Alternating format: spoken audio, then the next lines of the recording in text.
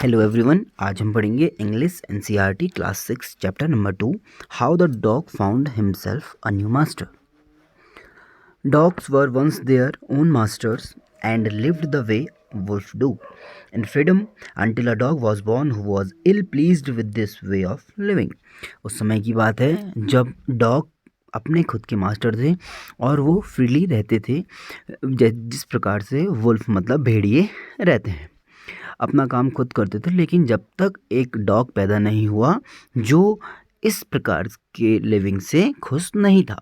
He was sick and tired of wandering about himself. वह अपने आप से थक चुका था, इस प्रकार से अपने आप अकेले घूमने से और अपने आप जो काम करता था उससे थक चुका था।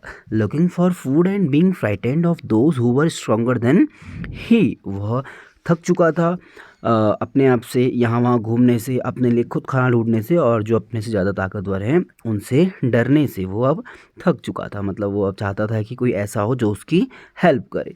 ही thought it over and decided that the best thing for him to do was to become the servant of one who was stronger than anyone on earth and he set out to find such a master. अब उसने सोचा कि सबसे अच्छा तो ये रहेगा कि मैं एक ऐसे मास्टर को ढूंढूं जो इस दुनिया में सबसे ज़्यादा स्ट्रांग हो और मैं उसको सर्व करूं, उसका नौकर बन जाऊं, ताकि मेरे लिए भी लाइफ जीने के लिए आसानी हो।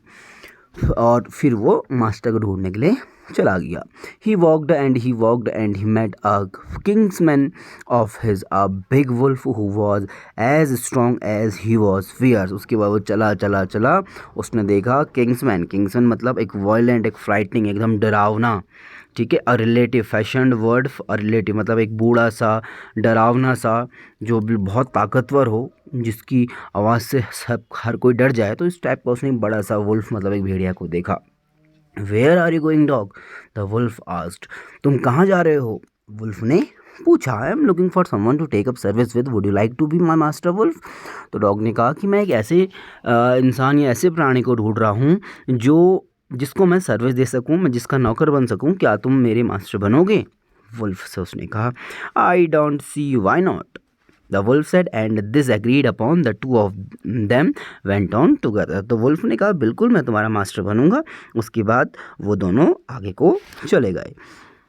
They walked and all of a sudden the wolf lifted his nose, sniffed, darted quickly off the path and into the bushes and crept deeper into the forest.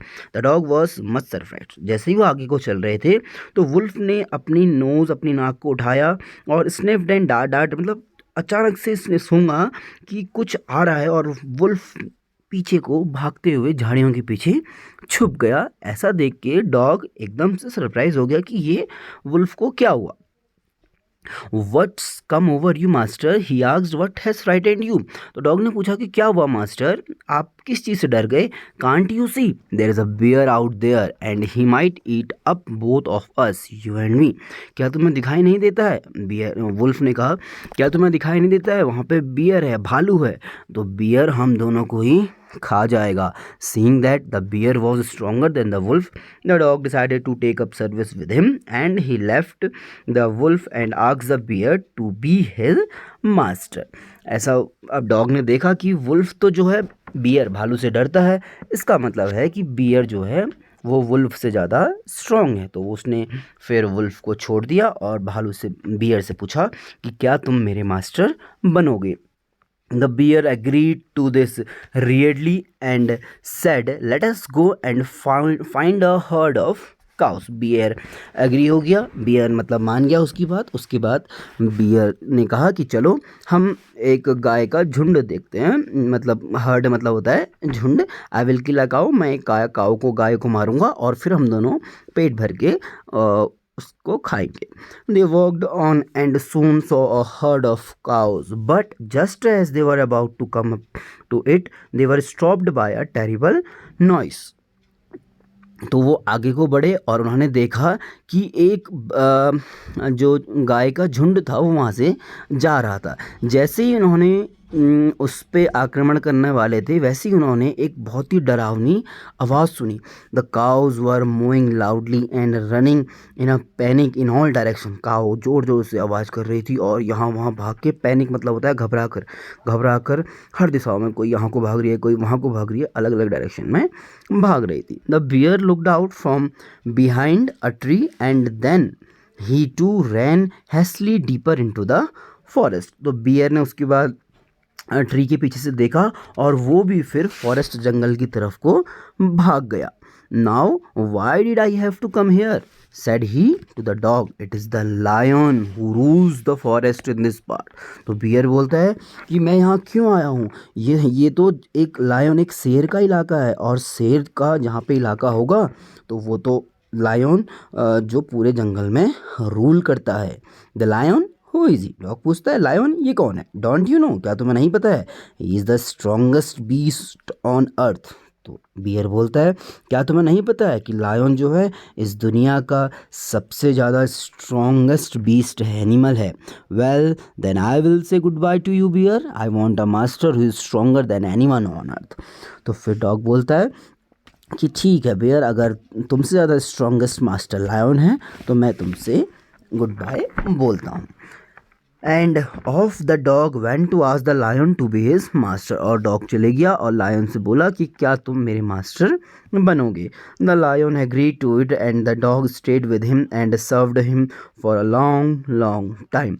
Lion इस बात से एग्री हो गया और फिर वो डॉग के साथ रहने लगा और डॉग ने उसको सर्व किया। सर्व मतलब उसकी नौकरी करी या फिर उसके छोटे मोटे काम करे बहुत समय तक। It was a dog life, it was a good life and he had nothing to complain of, for there was no stronger beast in the forest than the lion and no one dared to touch the dog or offend him in any वे। अब dog की life काफ़ी आसान हो चुकी थी and उसके पास अब complain करने के लिए कुछ नहीं था, क्योंकि जंगल में लायन से ज़्यादा स्ट्रॉन्ग कोई एनिमल था ही नहीं और कोई भी उसको छूने की या उसको डराने की हिम्मत नहीं करता था। But one day the two of them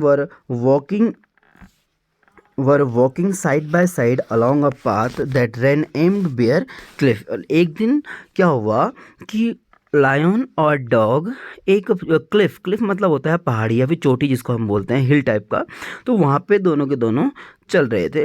when all of a sudden the lion stopped, फिर अचानक से लायन वहाँ पे रुक गया।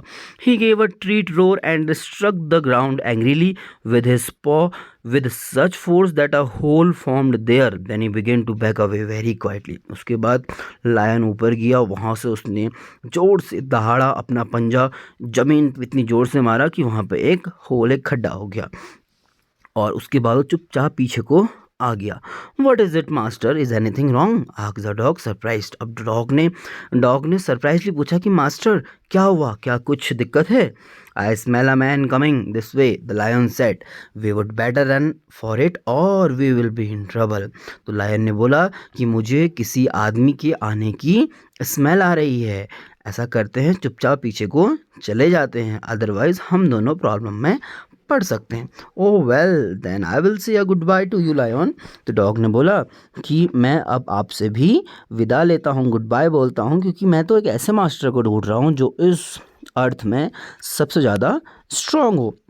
And off the dog went to join the man and he stayed with him and served him faithfully। और तब से लेके आज तक डॉग जो है मैन के साथ रहता है और उसको फेथफुली सर्व करता है। This happened long long ago but to this day the dog is man's most loyal servant and knows no other master. उस दिन से लेके आज तक डॉग जो है आदमी का, मैन का सबसे ज़्यादा लॉयल सर्वेंट है और उसे आज तक किसी नए मास्टर की ज़रूरत नहीं पड़ी। Okay, so this is the end off the story. Thank you so much.